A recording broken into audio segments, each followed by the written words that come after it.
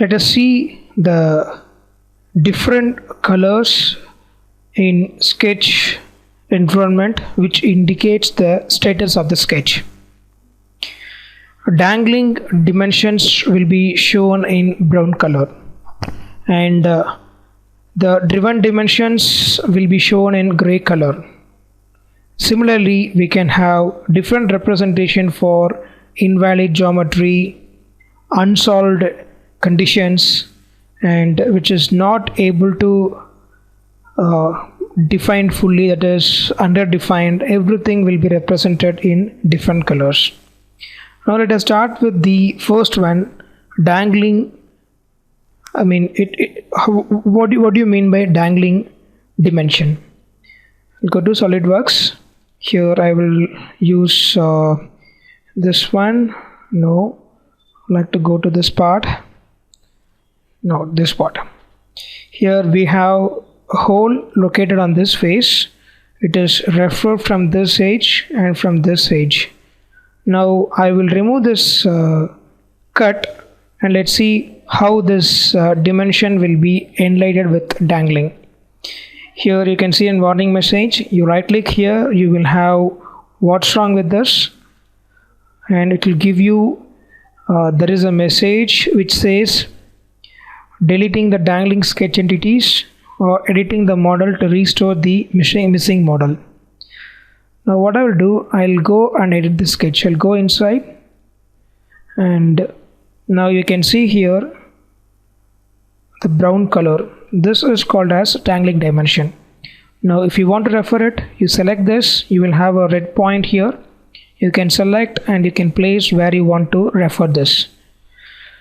Still I didn't refer it properly. Once again I refer this dimension, this red color I want to locate with respect to this sketch.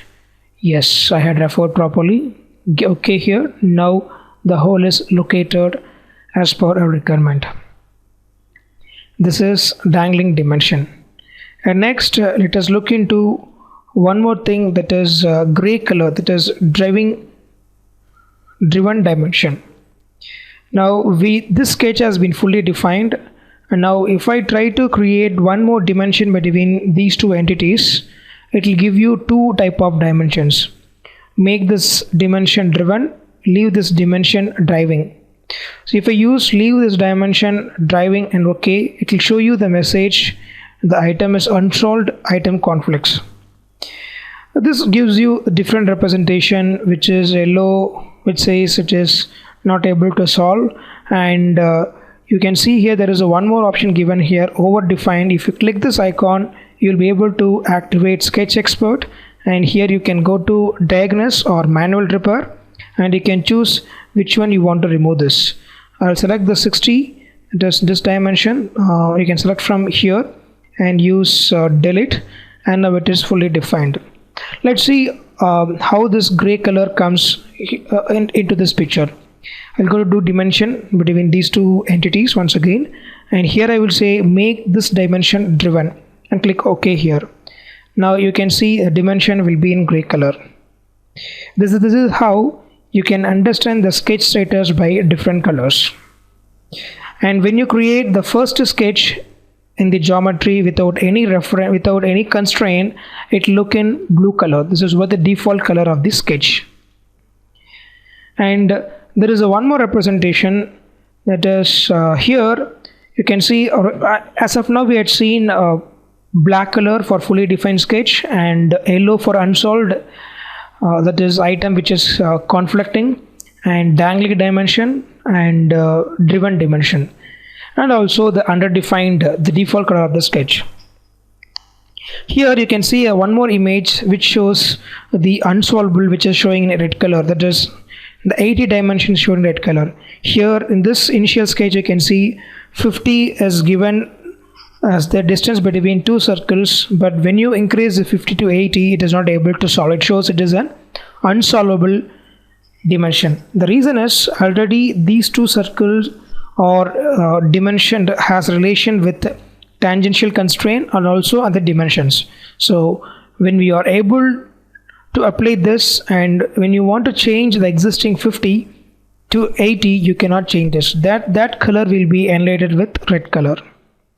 And this is all about sketch geometry status. If you know only the creation of sketch and editing of sketch and applying geometry relation and doing dimensioning, without understanding the different color, that is the geometry status, you will not be able to define the fully to be parametrically controlled. And that's all about the sketcher environment of SolidWorks. I hope this session will definitely give you a better view on sketching 2D entities. To start with this, I would like to give you a small sample sketch that can be created in SolidWorks.